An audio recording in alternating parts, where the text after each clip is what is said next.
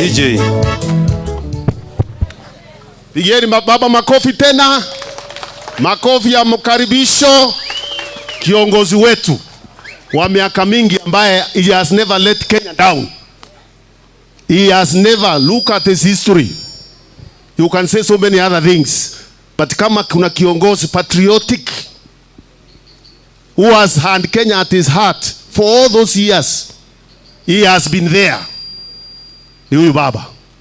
Hawa wengine waoshi. Taki kusema mengi mimi. Basi mpigieni makofi sasa tuzungumzie. Asante. Haya. PNU hoye. PNU hoye. Nasema PNU. PNU. Kazi endelee. Kazi endelee. Asante sana. Kiongozi wa PNU na viongozi wengine wote ambao wamefika hapa siku ya leo. Viongozi wa PNU pande hii hamjambo. Hamjambo tena.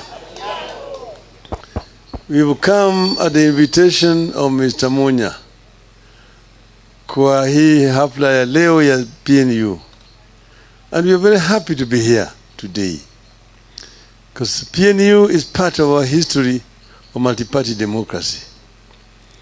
And as you know, members or the founders of PNU were with us at the inception of multipartyism in this country. The fight for multipartyism in Kenya was a very, very hard and bloody one. And many Kenyans lost their lives in doing that struggle. So the day when ultimately KANU went to Kasarani and a declaration was made to remove that section 2A, was a historic day for Kenyans. They said to toa ile section 2A, Bianyalo alisema tuwache watu. And then we were Ford exploded. Kenyans were everywhere on the streets. So after that, parties came up. Since that time, it was first originally only Ford. Then came DP. Eventually Ford split into Ford City, Ford Kenya, and so on and so forth. But then we moved on, and we ensured when we were writing our new constitution to state in there that Kenya is a multi-party democracy.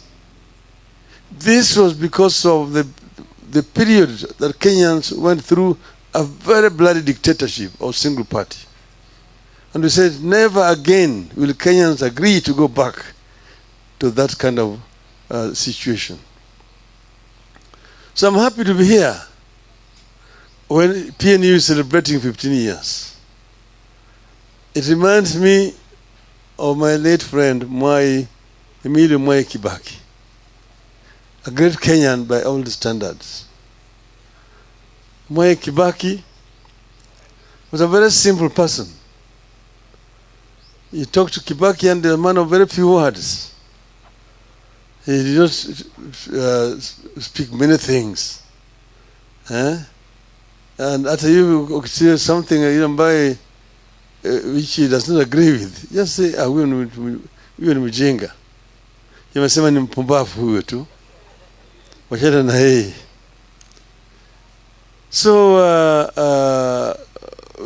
past KIBAKI was in DP, when Ford, eventually Ford Kenya, and so on. But ultimately, we decided to come together We decided to come together because of historical reasons. When Moi was trying to impose leadership in the country, we said no to Moi. And we met, and it took us a long time to come together. Ultimately, we agreed we were going to come together. But the problem was who was going to lead this coalition. Everybody wanted. We were 7 of us. We said ourselves we were going to Uhuru Park. And we want to go there and tell the Kenyans who is the leader. Oh, let's go there today and tell them we're going to come back in 2 weeks and tell you who is the candidate. I knew that that was not going to work. So when we went back, when we went to Uhuru Park, I had the last word as the leader of the LDP. And I mustered the courage to say, no, si mzee Kibaki anatosha. The whole field went wild. Kibaki tosha. Kibaki tosha. And that's what the people were waiting for. And after that, NAC came together and brought the people of Kenya together. And we then went to elections and we won the elections. They said in leading international journals and papers, including New York Times and the Times of London, that Kenyans were the most optimistic people in the world at that time. Kenyans believe yote inawezekana. Why? Because they said they were unbogable. We were unbogable. And that was the spirit of NAC. Unfortunately, because Kibaki had suffered the accident, Kibaki was infirm. Some opportunists took charge and created an ideology of split. These are basically the elites around Kibaki. They're the ones who created the blood in NAC, which ended with the eventual split of NAC. And that is why we had a problem at Bomas of Kenya. And then why we ended up with oranges and bananas. And then since we ended up with ODM and the PNU. I'm giving you that history to know that PNU and ODM have one common origin. They are children of NAC that we had formed. So I come to you here as a leader of a sister party, ODM and PNU are sisters, okay? And but there's nothing wrong with party splitting. It's a normal thing. Even if you go to Europe, you have these things. Even in the USA, it's the same thing. And parties profess different ideologies. But that is the need. That is the what you call the diversity of society that we need. Pluralism. If you go to the UK, you've got the Liberal Party. You have the Democratic, you have the Labour Party. You have the Conservative Party. The US, there are several political parties. You want to hear of the Republicans and the Democrats. But there are very many other political parties in the United States of America. So we have here in our place, we're going to form a coalition that we call Azimio. Azimio is a coalition of several political parties that have come together. And this is because of our current political history and situation. And Azimio is as strong as its constituent parties are strong. A house cannot be strong without strong pillars. Hiyo hema pale mko hapo haiwezi kusimama kama hakuna hizo mlingoti ambaye imeshika hizo pembe. So the stronger PNU, the stronger Jubilee, a stronger Wiper, a stronger now Kenya, and a stronger ODM, a stronger DAP equals to a stronger Azimio. And that's why you've seen ODM launch membership drive. And we started in Nyanza, we finished all the counties of Nyanza. We went to Western, we finished all the counties of Western. This last week we were in the coast, and we finished all the counties in the coast. We will be doing the Rift Valley.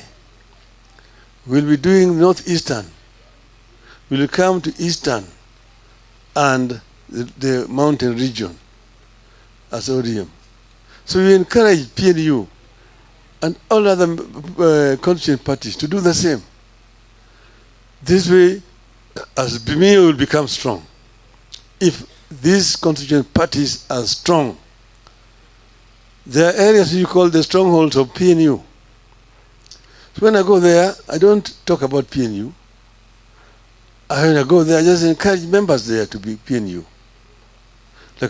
And I also say ODM is also available. Like this Saturday, I'm going to be in Meru. You're good with Monya. Yes, he's going to be there next week. When I go there, I'll send his greetings. We'll do the same wherever he is. Wherever I've been to, I've conveyed the greetings of all the leadership of Azimio. This is where we are. But currently, this regime is failing because of poor advice. Because of poor advice. And I want to give them a free advice. You know, when we came to government, we found a government that was bankrupt.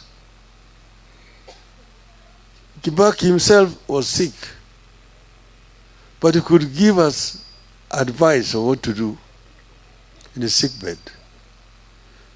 But we were there, implemented what we agreed on as our policies.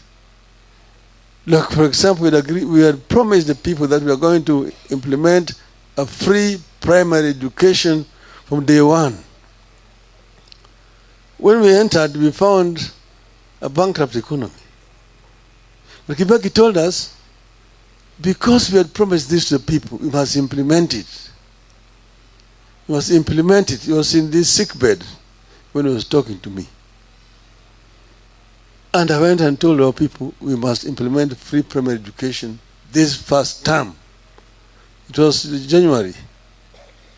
And we started implementing free primary education from the first year that we went into government, because it was a promise. And immediately the enrollment shot up.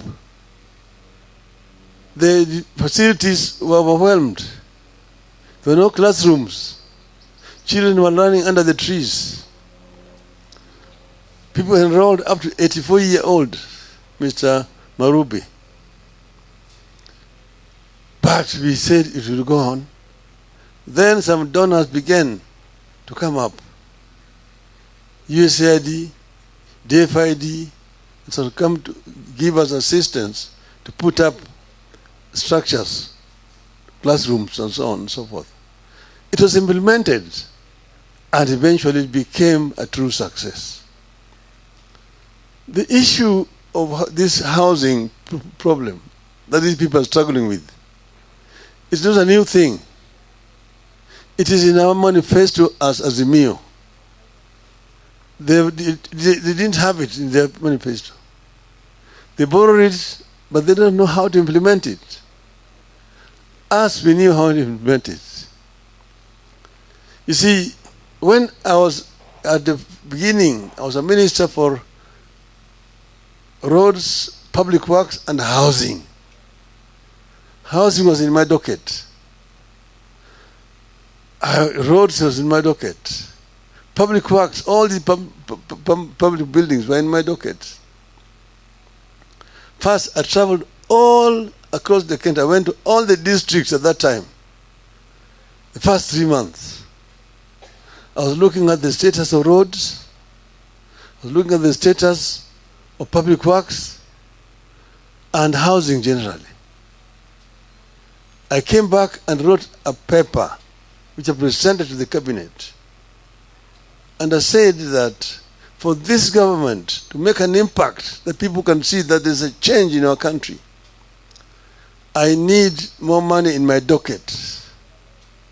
So I want each and every ministry to donate 5% of their budget to my ministry. Some members in the cabinet opposed me. Members supported me. And KIBAKI supported me. So my ministry was given more money for this program. And that is how we began to, because most of the roads in the country were dilapidated. Those have been tarmacked. And we had only 9,000 kilometers of tarmac roads.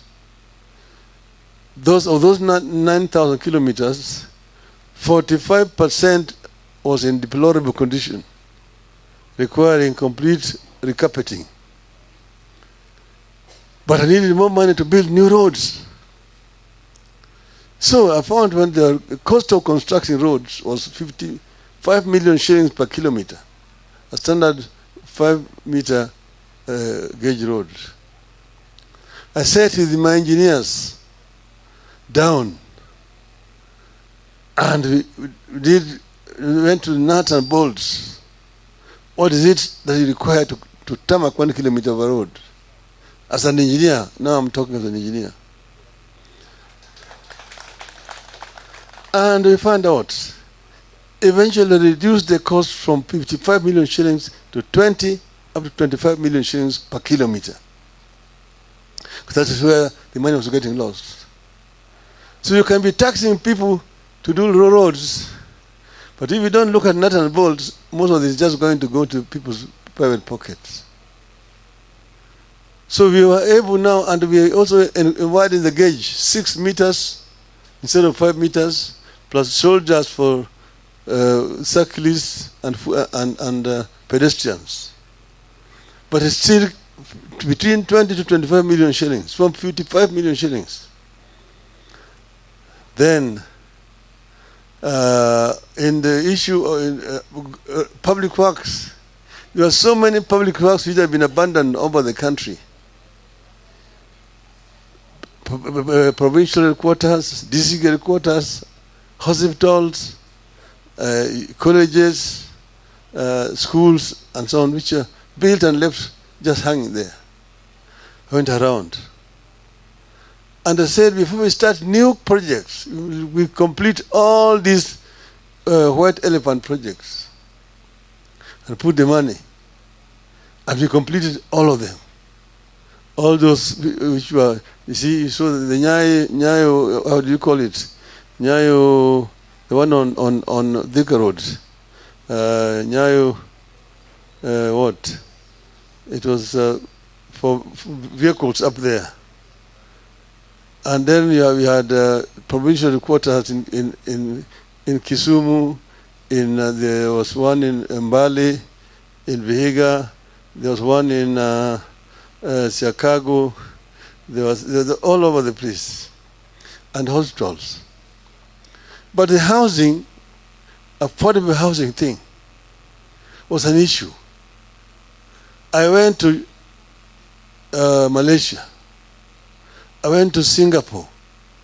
I went to Korea and saw what they had done in what you call this affordable housing scheme thing.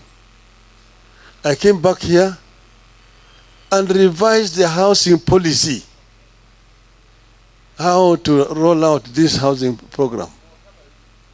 And the day I presented it in Parliament, and it was approved in Parliament, because I found a very old housing policy which had been in place since 1966. The day it was approved, there was a cabinet reshuffle, and housing was removed from my docket. But I continue to push this affordable housing thing. The most successful example is found in South Korea, so done by General Park Chung-hee. And it is founded on basic fundamental human rights for the people. If you go there, We have put them in our constitution. It is also in the ODM manifesto. 1, the right to life. Every Kenyan has a right to life. Number 2, the right to food. Each and every Kenyan has a right to food. 3, right to shelter. Each and every Kenyan has a right to shelter. Nobody should sleep on the streets. 4, right to health. Every Kenyan has a right to health and Medicare. If one is sick, whether they have money or they have no money, they have a right to Medicare. 5, right to education. Every child born in our country has a right to education, even if the parents have no money. From primary, from nursery, primary, secondary, up to university. Then right to work and so on and so forth. But if you're doing this affordable housing thing, it must be affordable. We came up with slum upgrading in towns because we found that in Nairobi, 60% of the population here live in slums. And we started with Kibra, which was in my constituency, to do slum upgrading, that program. And how do you do it? Because it's not a standard thing as one size fits all. That you have got one design of flats or apartments and people are paying so much and you're going to deduct to go and construct. First, you're solving basic problems. You're solving the problem of shelter, housing. But secondly, you must also solve the problem of work. 3, the problem of education. 4, the problem of health care. So all those settlements which are being done there, they're not the same designs. Depend on the need and the area. Here, people are going to be living here. Where are they going to work? Where is the market? Where is the health center? Where is the school? So it becomes one community. One community. So these people have a place where they're going to work. Like in Kibera, the program we came up with, it has not been implemented. We're going to put up apartments. But we're also going to put up shops where people will work and create wealth. Then there's going to be a market where they will take their wares. There's going to be a health center. There's going to be a school for the children. That's what you call integrated development. And people apply, those who want houses. Some of them are made to pay a deposit. The government made provision in the budget for rolling out this program countrywide. So there are definitely beneficiaries who are going to benefit, who will, and will not lack beneficiaries, who will come voluntarily to agree, 10% I will pay, 15% I will pay. But not that each and every person must pay, whether you're going to benefit from this program or not. You must pay. Even if you have a house already, you don't need a house. You must pay. Upende, usipende. Hiyo lugha ya upende, usipende, tulizika na katiba mkongwe. Hatutaki kusikia tena.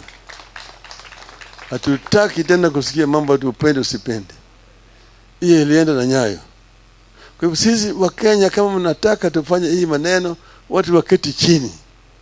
Let us have a proper dialogue, a national dialogue, of how this program is going to be rolled, so people own it properly.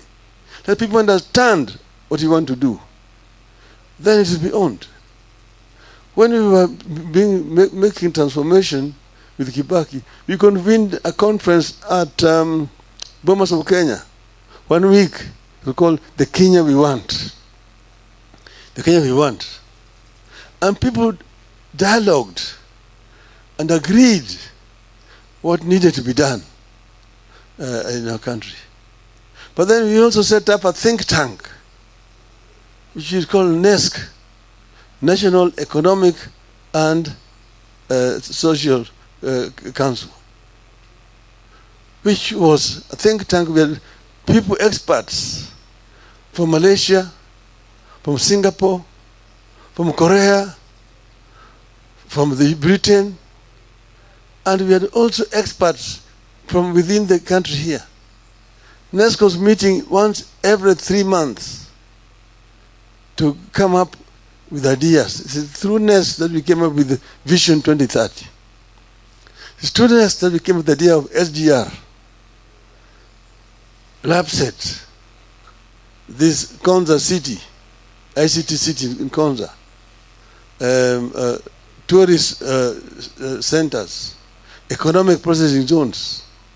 Those were thought out clearly, things which were clearly thought out, how they are going to be rolled out in the country. Think tank, I mean, NESC was meeting every 3 months, co-chaired by KIBAKI and myself. Most of the time, KIBAKI will chair the first meeting, but I will chair all the other meetings. I chaired the last NESC meeting in February 2013. It has not been held up to today. So this is running around without any think tank, no thinking, just tutafanya hii, tumeandika katika manifesto yetu, but nobody is thinking. This regime is moving like a blind person in the highway. It is very unfortunate indeed. Azimio. Azimio. Azimio. Azimio. I don't want to bore you much longer. Thank you very much. Asanteni sana.